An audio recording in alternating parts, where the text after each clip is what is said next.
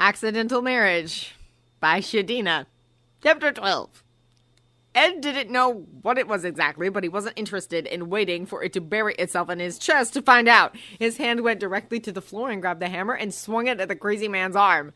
The man let go of the sharp object as his hand jerked to the side due to the force of the hammer hitting him.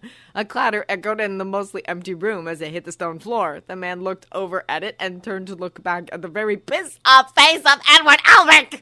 Ed swung the hammer back around at the overweight man, but he managed to pull back far enough to evade it. He stumbled backwards onto his feet and made a move to get the lost weapon. Ed wasn't about to allow that to happen, though. He was on a mission to take this guy down. He got to his feet quicker than the time it took for the peddler to fully balance himself on his own feet, so he was ready when the man went after the discarded object. Ed swung at him again, however, without the usual weight of his automail arm. He was off balance and not only missed the large target, but fell on his back. He grunted, the air escaping his lungs. Gold eyes widened as the man laughed and went to plunge what appeared to be a sharp filer directly into Ed's unprotected chest, but was stopped short when there was a large amount of pain in his hands. He jerked back, releasing the filer, his hands on fire. Ed watched as suddenly the man's clothes caught on fire and it swirled around the body, roasting him alive. Screams of anguish filled the room as he watched the scene with a frightened awe. The fire left as quickly as it came, and the man fell to his knees, major burns disfiguring him. Already large welts were present on the cooked skin, and a terrible smell of burnt flesh filled the room. Ed turned to look at the man slumped against the wall, his gloved hand now resting on the floor. There was silence, as if both of them were expecting this mortal to manage to get up after such an excruciating experience. Ed slowly got up again and looked over at Roy. No words were necessary, though. They had helped each other. They saw the older man's lips part, and it took a moment before he actually said anything. "Your arm." Ed looked down at the empty sleeve. He needed to find his arm first so he could help Roy out of here. He needed medical attention. His eyes scanned the empty cellar. It obviously wasn't in here. "I'll be right back. Just going to look upstairs real quick." Roy nodded his head and watched the blonde man take off. His eyes went back to the man he had just burned. He was almost thankful he was in too much pain to have another Ishbal flashback. He knew such a scene would normally set one of those off. It was a very familiar sight, after all. The welts were already black, and the skin was peeling away. Roy didn't know if the man was conscious or not. What he did know was he was alive, and that he'd be in far too much pain to move, though, much like Roy himself. He heard footsteps coming down the stairs, and Ed busted through, much like he would if he was walking into his office.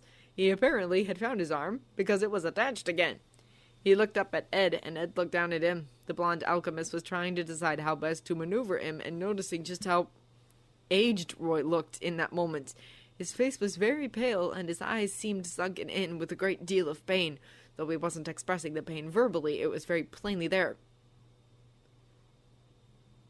"Come on, bastard," he said, trying to restore some normalcy. Apparently it was appreciated, because once Ed got Roy onto his feet and leaning against him, Roy responded, "I'm afraid I might squish you. Maybe you should find someone a bit taller." Ed frowned and looked up at him. "Shut up, I'm not short," he muttered, not able to find the will to give his usual rant. He heard Roy's dry laugh, but focused on getting him out of here. "God, you're heavy," he muttered as they worked their way up the stairs. He frowned when he didn't get a response to that and looked over and saw just why Roy seemed to be getting heavier. "Oi! Colonel Master, don't pass out on me!" he said roughly, trying to mask his concern. "Gotta get your old ass up these fucking stairs, 'cause I'm not going to drag you." That seemed to wake Roy up a bit as he felt some of the weight taken off of him, and they made their way up the stairs. Ed trying to encourage Roy in his own way. "As soon as we get you to the hospital, you can pass out. But you had better wait until then." Roy muttered something that Ed didn't understand. It seemed it was getting harder for Roy to stay conscious. Ed shoved the door open and winced as the early light of the sun hit him in the face. How long had they been down there? The air was cool and wet, but the light was warm. "Come on, bastard," he said as they walked out into the alley, a different one than they had been earlier, and he wondered how the man managed to get them in there to begin with. It wasn't important, though. The fact remained that he did. As he left the dirty alley, he looked for any signs of life in the early morning. So far, he'd seen none. The merchants and the festival-goers apparently had their share for the night, and it was much too early to be starting again. Ed lumbered clumsily with the added weight of his commanding officer, who was slipping in and out of consciousness. Ed spotted a woman, though, wearing a long maroon dress with a white apron over top and her dirty blonde hair tied tightly into a bun. Her feet shuffled across the ground, a cloud of dust following after her. She seemed to be in a bit of a hurry, but Ed didn't care. Current matters were far too pressing to bother with common courtesy. "Hoi! Hey, miss!" he yelled for the woman. The woman stopped and turned to see the man? Woman? She couldn't tell what the blonde was. After all, it had masculine features but was wearing a female's kimono. However, it was definitely a man using the blonde as support. Neither of them looked to be in very good shape. She changed her direction towards them and picked up her pace to light jog. "Oh my," she said, getting a closer look at the dark-haired man. "What happened?" Ed grunted. "We were attacked!" As if that wasn't obvious. "He needs medical care, now!" The woman nodded her head. "Take him to that shop over there, the butchery. You see it? Yes, tell the boy that Abby sent you and to take you into the back and lay him down. I'll fetch the doctor," she said. Ed nodded his head, relieved that he was getting the help that Roy needed, and went to lead him to the butchery while the woman scampered off to find a doctor.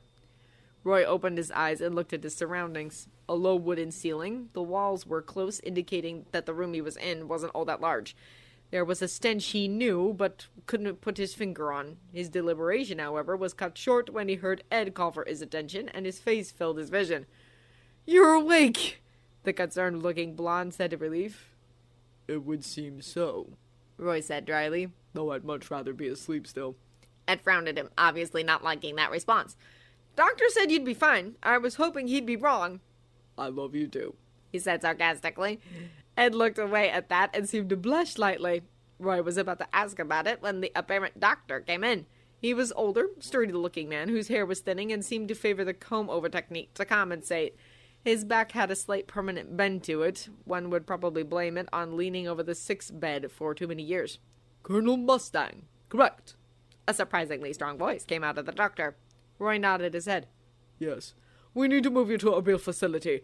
Unfortunately, the back of a butcher's shop really is not the best place to examine the extent of the damage. Though it appears you have extensive damage done to your shoulders, I dare say they've been broken several times over.